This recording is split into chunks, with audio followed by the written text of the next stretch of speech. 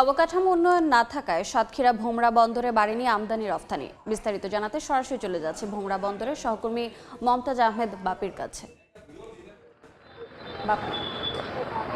সাতক্ষীরার ভোমরা স্থলবন্দরে আমদানি রপ্তানি কার্যক্রম স্বাভাবিক রয়েছে, তবে স্বাভাবিক থাকলেও আমদানি রপ্তানির পরিমাণ এখনো বাড়েনি।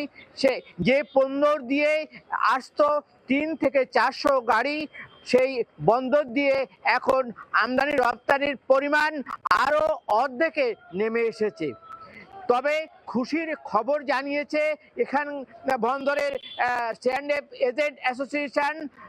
তাদের এখানে কমিশনার নিয়োগ হয়েছে, অর্থাৎ কাস্টম হাউজের কার্যক্রম শুরু হয়েছে।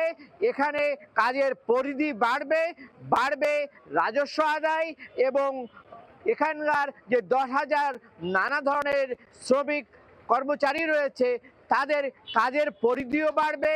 তাদের সন্তানেরা এখন থেকে আরো ভালো পজিশনে যাবে বলে তারা আমাদের কাছে জানিয়েছে।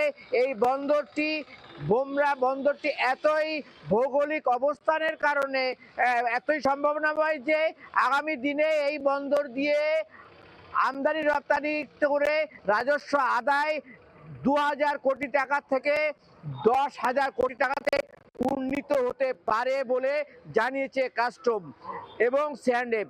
এই ছিল সাতক্ষীরার ভোমরা স্থলবন্দর থেকে সর্বশেষ আমদানি রপ্তানির শেষ খবর। সরাসরি যুক্ত ছিলাম সাতক্ষীরায়।